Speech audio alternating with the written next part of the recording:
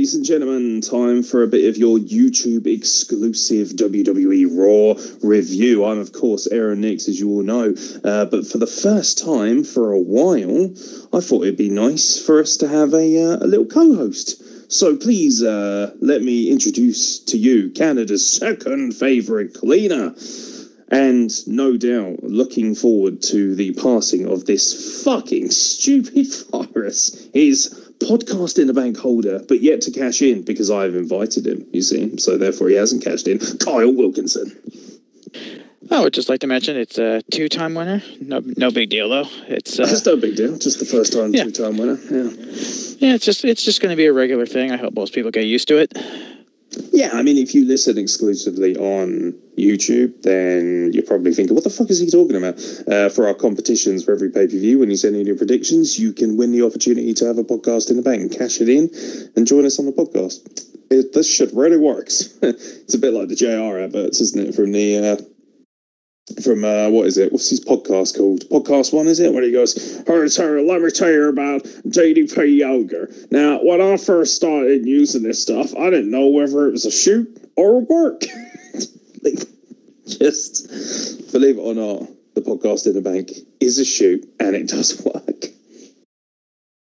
Oh yeah, it's been brilliant. What did I cash in on the first time? Was it Takeover? I believe it was the Takeover. Yeah, immediately. Yeah. You cashed in like the day after. Well, I mean, I can't be like Edge and wait, 200. None of us can be like Edge, my friend. That's true. He's fucking shredded. My God. What a man. What a man. That's basically the kind of the main talking point from Raw, isn't it? How fucking good Edge's promo was, and he challenged Randy Orton to a last man standing match at WrestleMania. Yeah, I saw a few people on Twitter going, oh, man, challenging someone to a last man standing match during a pandemic? Wow, lol. And I don't believe this type of match has anything to do with that. It's because... Yeah, that's overly sensitive. That's what that is. Yeah, welcome to the 21st century. But, all these fucking liberals, all these fucking libtards, you're stockpiling your toilet paper because you need to wipe your Nancy bumholes. It's like, when I was a man, when I was growing up, we didn't have no pandemic. We didn't even have pans for cooking. We just wiped our ass with a rabbit's ear. You understand, man? The rabbit wasn't even dead. Rabbit was just hopping along, and I thought, hey, honey, and I'll just grab that rabbit, and I'll wipe my ass. Yeah, that was some real good times. Real good times. Sounds like the American frontier in the 1700s. Or Arkansas, circa 2020. Sorry. 110%. The views expressed by Aeron Nix are not at all endorsed by the Wrestle Plug, despite the fact that Aeron Nix controls the entire portion of said Wrestle Plug. Yeah, that's just semantics. But, Tell me how good Edge is. Oh, do we have 20 days? Because I could do it. 20 straight days. 20 days later. It's like we would have had 28 days later, but we ran out of budget. It happens. Like, we can't all be big Hollywood blockbusters. Yeah, but, if we cut Robert Carlyle for the budget, we might have got there. True. So this promo, Raw emanated from the Performance Center tonight. Once again, another empty arena like SmackDown this past Friday. And it's a different type of show, but in saying that, they can do a bunch of different things. Like Edge's promo tonight, well, obviously absolute fire. It was just really interesting because, all the times the wrestlers kind of have to speak loudly into the mic just to get over the constant, sound pollution from the crowd. But with no one in there, Edge could do that thing where, when you're really pissed off and you do like that angry whisper because it forces the people to kind of lean forward and listen to what you have to say. That's what we got from Edge tonight. And it was, the goosebumps were incredible. It was... You often forget how good Edge is on the mic, considering he's been gone for, 9 years? 2011? Yeah, 9 years. And this was it was fantastic. Yeah, he challenged Orton to a last man standing match at Mania, which will also apparently emanate from the Performance Center, which will be incredibly interesting. I've seen extremely polarized opinions, both good and bad. I don't think we can really judge until it happens. We all know Vince is a crazy old man and was not going to cancel this. It's just not going to happen. But I'm sure, or at least I hope, they will do everything they can to keep, all the talent safe, all the minimal crew that they have for these shows safe. We pray for that, but we hope for the best. But a last man standing match. This is the perfect thing for a rivalry like this. Both these guys have a bunch of history together. 2004 when Edge came back from I think it was another neck injury or back. I don't know. The man's been injured like 100 times. But tearing the house down with Randy Orton for that Intercontinental Championship, like he mentioned. Rated RKO, which was one of the best things about 2006. Because I didn't need to see Frat Boy DX when they're like 40. Sorry, I love Triple H, I love Shawn Michaels, but sorry, a couple of frat boys in their 40s. It was just a cheap pop for all us people who remember them from the 90s. But it served its purpose, I suppose. But then, Randy RKO's Beth, which, by the way, I think she took that and sold it better than like half the male roster I've seen take an RKO. Like, it was brilliant. Is that a good thing to say? I'm going to say it anyway because I mean it. Fuck it. It's not like they're going to come after us. Like, I'm surprised if anyone's listening at this point. That's fair. We've kind of just been droning on. It's fine. We're here to entertain people. Oh, no, hopefully, because it's coronavirus and all that shit. I'm surprised anyone's found us on YouTube. But if you are listening, if you are a first time listener, make sure you subscribe and most importantly, leave a comment below and let us know what you think. Yeah, and maybe even hit that little bell so you get notified when new videos go up. That's right, that barrel means liberty, you understand me? I've been to Philadelphia, And of course, like, that barrel, that stands for America. It stands for freedom. And we're not going to let no filthy coronavirus come in here and take all our wrestlers. Not wrong. Realistically, not wrong. Just go... Have you seen these videos of people doing the coronavirus challenge where they just like lick public toilet seats and shit? Oh my God, what is... Do you know what? Save it. I want to put this on a separate YouTube thing because this is absolute gold. So we're going to put this in our rant section, our coronavirus rant section, ladies and gentlemen, because that's gold. That's gold. I can't wait to hear about that. But yeah, no, Edge. I thought it was wonderful. It was emotional. It was powerful. Do you know he drove 17 hours to fulfill his commitments to Raw tonight? That's amazing. Yeah, because I don't know. Yeah. I don't think he lives in Canada anymore. I think he's definitely in the States still somewhere. He lives in, I want to say somewhere like North Carolina or whatever. I mean, he does mention it on his old podcast. Yeah, like wherever he lives, it's going to be beautiful. I remember watching that video of him and Sheamus doing that Workout Warriors thing on YouTube, and it's just a gorgeous place. The fact that he drove 17 hours, the passion, the ferocity in his face, the way the story was told, it is beautiful. And these are difficult times for wrestling fans, but most importantly for wrestling producers. And to have somebody come in to an empty arena and still deliver that level of poignancy, that level of professionalism, that emotion, that aggression, for me, this dwarfed John Cena and Bray Wyatt by some margin from SmackDown. Like, people are going on about that thing. Like, I saw somebody refer to it as watching almost like a James Joyce novel or something of that region, or some sort of play of Shakespearean quality, and I just thought, go fuck yourself. It's just like, I don't claim to be the smartest man ever. I mean, I have an English degree. I did study things like that. And I just think when you're mentioning great works like that in the same thing as John Cena, I get very angry. And Edge comes out here and just blows everybody away. But this Raw, to be fair, was promo city. And it kind of has to be, doesn't it? They're not going to... I saw some people moaning saying, what, only one match on a 3-hour Raw? It's like, you are aware of how this whole virus thing and not being able to fly works, aren't you? Just people's level of ignorance is unbelievable at this time, but we'll save it for the rants. AJ Styles and The Undertaker.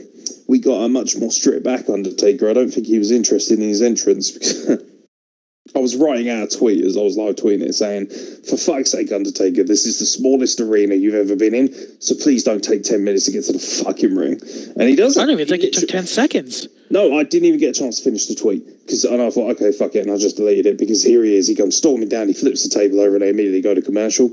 Bad timing, by the way, very bad timing. It's like Kevin Dunn, old toothy keyboard face is fucking having a good time again, isn't it? Kevin Dunn, what the hell was that? Just, yeah, no, but I thought this segment was great. And I'm not excited about AJ Styles versus The Undertaker at all, as people will know if they've been checking out this YouTube channel in its infancy. I released a rant on why I think it's not a good idea. I am not a proponent for this match whatsoever. However, I am a proponent for AJ Styles and the Good Brothers taking the piss. They are phenomenally entertaining, very amusing. They were backstage, they were goading The Undertaker. They got that brilliant money shot of Taker staring at AJ Styles across the Titantron, which was really cool. It worked for me. It really worked, and I'm still not excited for it. I'd much rather see AJ Styles versus Michelle McCool, but you know, I am enjoying the little bit of content. It's fucking hard, man. You know, what people don't realise, they're going to be out there sitting there going, oh, you know, WWE's got all this money at their disposal, I've got no sympathy, etc., etc. Well, put yourself in the shoes of a worker like an AJ Styles. You thrive off of crowd interaction. You thrive off of the ability to gauge a crowd's response. And now you have that removed from you. You have everything stripped back and taken away from you. What this essentially is a very glamorous version of what we used to do as kids, when we used to stand in the mirror and do our Ric Flair impressions, or our Hulk Hogan impressions, or an Austin impression, or a Rock impression, you know, or we'd sort of go around our mate's house and drop an elbow off the sofa, you know, these kind of dumb things, or hide in a tree if you're me and then try and give your mate a 5-star frog splash and then realise that even as a fat child you had no athleticism whatsoever. And ultimately, that's what this is. But you have to deliver the same level of professionalism. And that's when you really get to see who sinks and who swims. And right now, you can definitely see who looks like a star. And right now, AJ Styles and the boys look like a star. The only thing I will say about this is I find them so entertaining, Gallows and Anderson. I, for the life of me, cannot work out why they aren't used more. I know they get a decent rub, and they're the world's greatest tag team, and they've won the odd trophy, and they've won the tag titles, I think, a couple of times, but they just feel like an afterthought. You know, a couple of comedy goons, and they do that so well, and it is very frustrating. And you just kind of hope that Kyle Anderson's going to have his Drew McIntyre moment one day, where he just kind of, you know, creeps through. Because Luke Gallows, as much as I hate to say it, is kind of a little bit long in the tooth, and also he's had a very good career, Luke Gallows. He's done a lot. People forget about all the initial runs he had, but again, another killer segment, AJ Styles and the Good Brothers kind of helping prop up The Undertaker. Oh, by the way, I'm curious to see what you think. For me, when The Undertaker disappears, the lights come off and then they come back on again, and all he's done is literally get out of the ring and walk 3 yards behind the lads. Doesn't look nearly as impressive, does it, when there's no audience and there's no flashbulbs? Yeah, it was... I mean, the best part of that was just Gallows and Anderson's reactions, because they just look in the ring and then, you know, kind of look at each other and go, he's behind us, isn't he? That was funny, but I think, obviously, the star of the segment was AJ. We talked about this on Twitter a little bit. People don't realize how good AJ can be on the mic, because we just get blown away by his athleticism at 42 or 43, however old he is. And I thought this one was brilliant. But, by the way, did you notice Taker had his hair tied back and he had the beanie on? If he doesn't come out to Roland in 3 weeks, I'm going to be really upset. Or whenever WrestleMania is, because I've stopped keeping track. I need the American Badass to come out, because I don't care if people don't want it. I want it. I want it real bad. I think that would be brilliant. Especially against AJ, because he could actually, you know, talk back. Because, you know, when the dead man's on the mic, it's not as interesting. You're just like, rest in peace, meh, meh, meh, meh. Yeah, we've heard that since he came back as a dead man in 2004. Okay? Bruh. Bruh, change it up a little bit. Come on, Mark. Come on, old Mark. The fact that AJ called him Mark is so fucking cool. Just because, you know, I'm sure a lot of the young people that have seen The Undertaker at They're like, man, this is just some old guy, and now he has an actual name. Yeah, good. Look at that. And he has a wife. He has a family. I don't think he has any kids, but wife is family. That's fine. It's I thought it was really neat. I thought AJ just blew it away. Yeah, he dominated. He really did. I do believe the Undertaker does have children with Michelle McCool. I know he has children from previous relationship as well. Not that I really care. This isn't the fucking OC or the Hills. Although it was the OC. Am I right? There it is. There we go. It's like the ostrich off of Family Guy. I love that guy. Yeah, I know, right? That's that just reminds me of Kieran, who used to be on this podcast. He fucking loved that sketch. Yeah, no, killer stuff from AJ. But like you say, Undertaker, what people forget, he's been doing the same shit for 16 years. And do you know what AJ Styles promo is? It's him telling the truth. And I think that's why I like it so much when he comes out and he's like, yeah, I think you just keep, I loved it when he said, oh, it's WrestleMania season, so you got to interject and get some of that sweet WrestleMania money because old Moneybags Michelle tells you what to do. And I was like, yeah, that's nice. Yeah, exactly. It's really funny because if you put Michelle McCool in the Twitter GIF search, do it now if you're listening. The first thing you see is a GIF of her saying, I love Harleys. It's just like, boom. It's like kind of proved his theory correct. Like, it was good fun. I enjoyed it, I must admit. We were also treated to a replay of the entire Royal Rumble, which I'm not mad about because that for me is legitimately one of the greatest matches I think WWE's put on in modern history, and he's most definitely up there as one of the all-time great Royal Rumble matches. And despite loving it as much as I did when I watched it live, this was only the second opportunity for me to go back and watch it. And obviously, apart from the fact that I'd watched Edge return about 6,000 times because I just couldn't get over it. And I actually thought that was a nice little break from the show's format. You had these... You didn't really have much, did you? You had Edge's promo. And they pretty much just got right to it and threw the Royal Rumble at you. And then they came back. Obviously, they had the Styles stuff. They had one match, which was Andrade versus Rey Mysterio, which, for my money, was actually quite good, but it always is. The only problem is I've seen that match about 500 times, and I'm also not a huge fan of Rey Mysterio going over. However, I do want to discuss one thing for this match, which had me quite literally marking my tits off, and that is the surprise colour commentator of Asuka. Who was fucking... This, for me, is genuinely one of my favourite all-time Raw moments. She was going apeshit. So she does the whole thing in Japanese, which is brilliant. Like, doesn't speak English once, other than when she's like, right, which I think's really funny. We know she can speak English to a certain degree, but this was... And, of course, they sat next to dumb shit racist Jerry Lawler, who's a fucking grade A penis at this point. And she's just sitting there going, just making these obscene noises, almost kind of channeling her inner Randy from South Park when he has a shit. And I fucking adore her. I'm absolutely in love at this point. Like, she is so funny, so charismatic, and she gets do you know what she gets? The entertainment aspect of wrestling. Do you know what? Wrestling, the most overrated thing I believe in wrestling is the ability to speak the same language as the audience. Because if you're that good a wrestler, you can translate via the way you act and the way you wrestle. Like, it's an international language. It's like the world's greatest sports. People always say to me, football's an international language. You can pull a football out, you can toss it up in the air, or a basketball, you can toss that up in the air, and people know what's up, and they'll come and join you. And that's the same with Asuka. I feel like she is, without a shadow of a doubt, the workhorse of this business, and this is just another layer to her. And just hearing her completely off her tits, just screaming at the fucking headset, and for some reason she seems to have this massive heart-on for Andrade as well, which, to be fair, completely understandable. He is ruggedly handsome. It's just fucking brilliant. Loved it. Absolutely loved it. I think, for me, actually, probably the highlight of Raw. I was in hysterics throughout this entire match. It didn't. I didn't watch SmackDown on Friday, but didn't she come down down the ramp, just kind of doing incredibly bad but awesome dance moves during a tag match?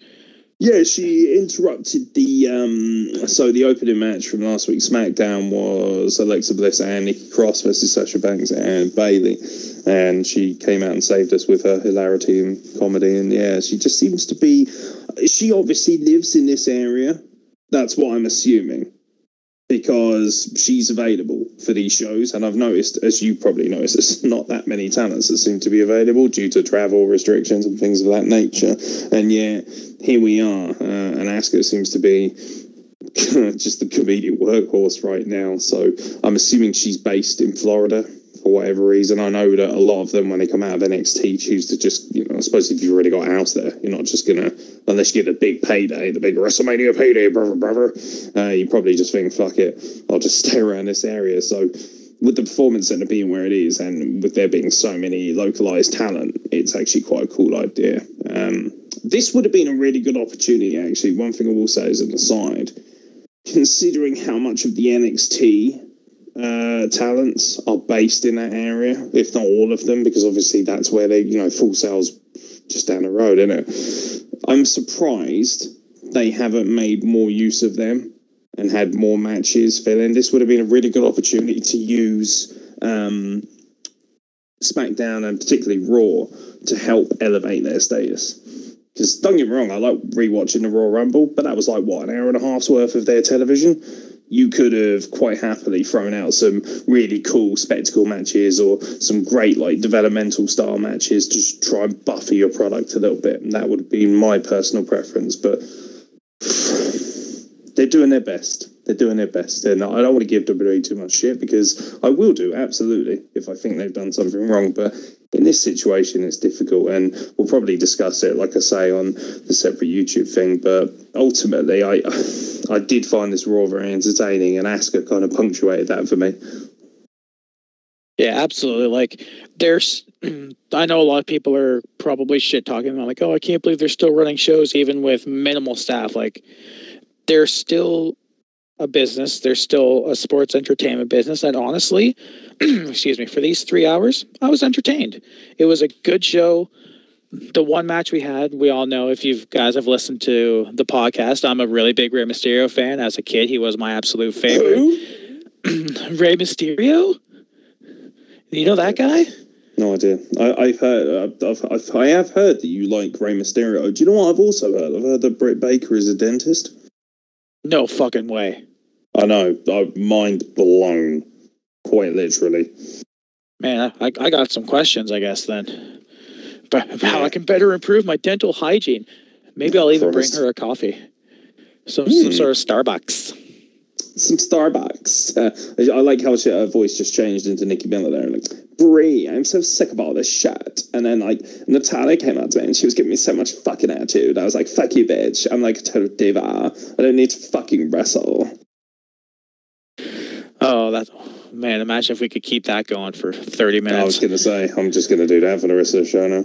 You know what's totally fucking cool about Raw? Like, Asuka was really funny on commentary, but the thing I love most was, like, Stone Cold Steve Austin comes out and he's like Emma Guard, like Baron Sexton's, like, doing the fucking Ty Dillinger thing. And I was like, totally like, oh, this is so fucking awesome. And, like, Stone Cold's drinking beer, and I'm like, oh my god, I'm not old enough to drink beer, but it looks so fucking cool on TV.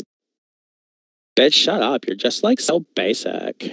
Oh my god, like basic, like those beers are like fucking basic. Like, my daddy gives me champagne. This motherfucker's like, he's bald and shit. His head's upside down and he's like drinking Steve Weisers, like not even Budweiser's. Like, get the fucking real label, fuck's sake. Oh god. Can we talk about how Steve reacted to Byron's hell yeah? Can we just talk about that for a second? The gayest hell yeah in the history of wrestling. Oh hell yeah! Do you know what? I hate Byron Saxton, but I will give him some love. I will give him some love here. He was a trooper. And he helped make... I think without him, this segment would have been a bit of shit, wouldn't it? Like, let's be honest. This segment was here just to make people smile a bit. And in this time period, with what's going on, people need a smile. And this was great. But I got to give Byron Saxton a lot of love here. I'm not going to be a miserable curmudgeon. He played his part very amusingly, very admirably. I loved his unbelievably unnecessarily over-optimistic mentality, and these reactions were gold. And even Austin was kind of thinking, this is a good laugh, you know, in a time period and, you know, with the state of the world as it is, we needed a bit of a giggle, and this provided that. Probably would have been best to have at the start. Don't really understand also why Becky Lynch needed to come out. Becky Lynch as well, I suppose I forgot about that. She cut this alright promo.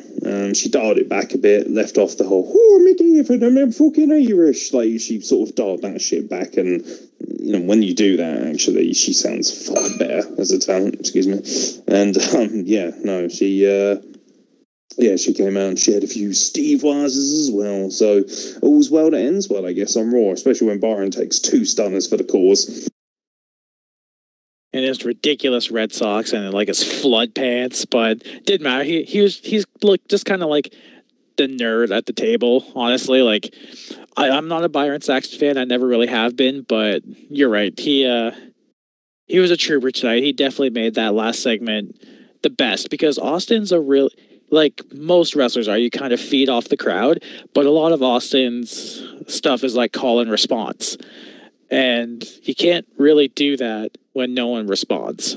So just having Byron up there being that fucking little nerd, like every time, you know, 316 day means whatever, and Byron's got a fucking like out of 10 rating cards. It was dumb, but it was funny, and it made me smile, and that was the point. Yeah, sure, yeah. Becky comes down, has some drinks. She comes to the arena in this fucking, like, giant truck. Oh, Jesus. What was the point in that? Like, you're trying to... How much must that thing have cost? Like, you can't tell me she bought that, and that belongs to her. I'm not buying that for a second. So you must have had this made. Maybe they had it made as a WrestleMania truck.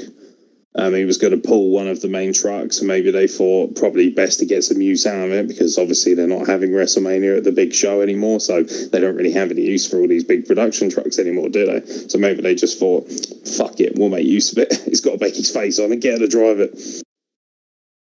Yeah, I mean, the man gimmick is definitely wearing thin. We all know, or I guess most of us hope.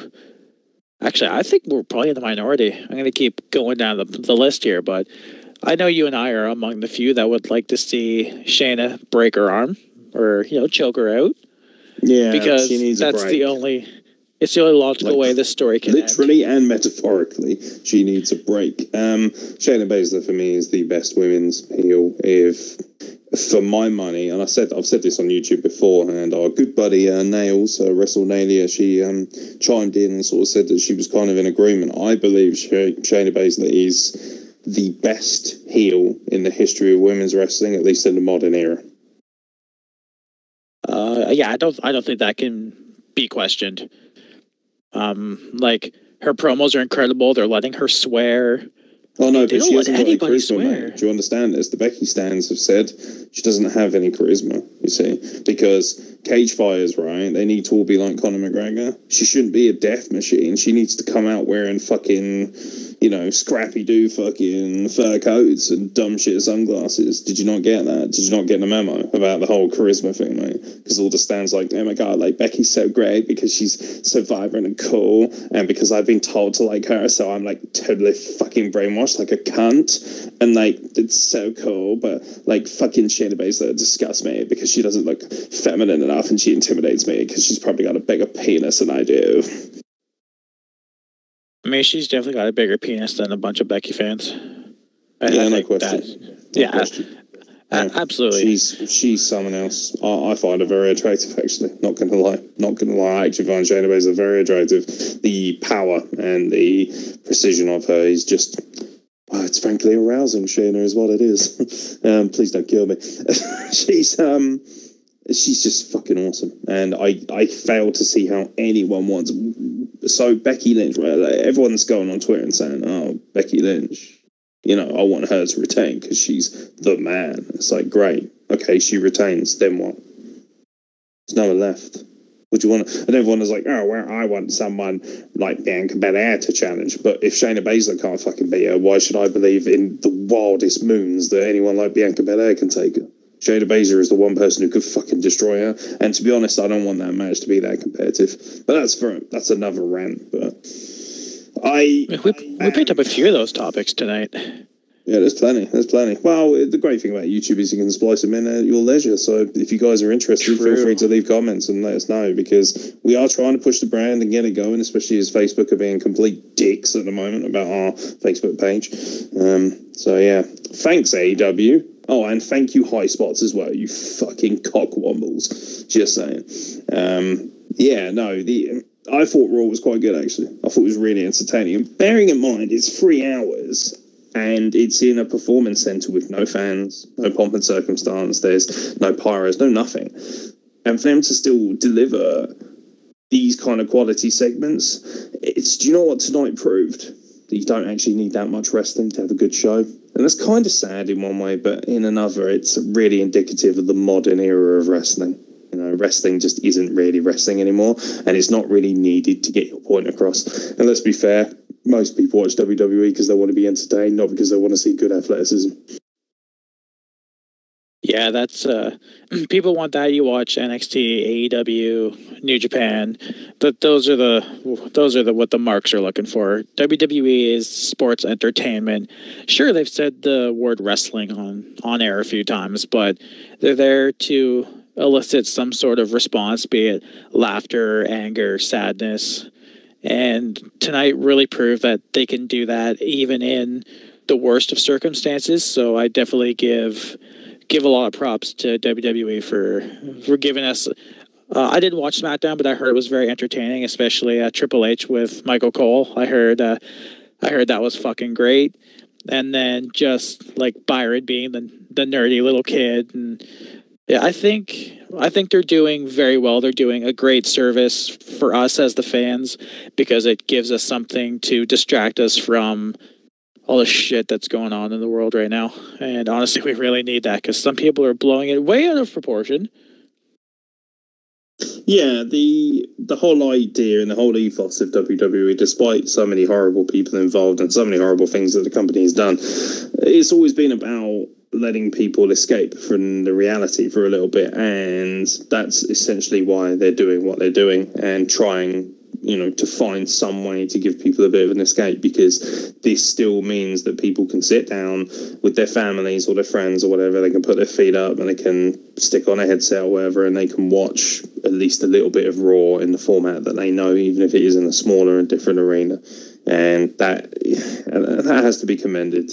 You have to be positive about that and say, actually, WWE are really trying their hardest to do a service and help people out. And I know a lot of that's down. People who are incredibly cynical, and probably rightfully so, will say that, they're only doing that because they need to make money. And that's probably true. But a byproduct of that is that you entertain the fans.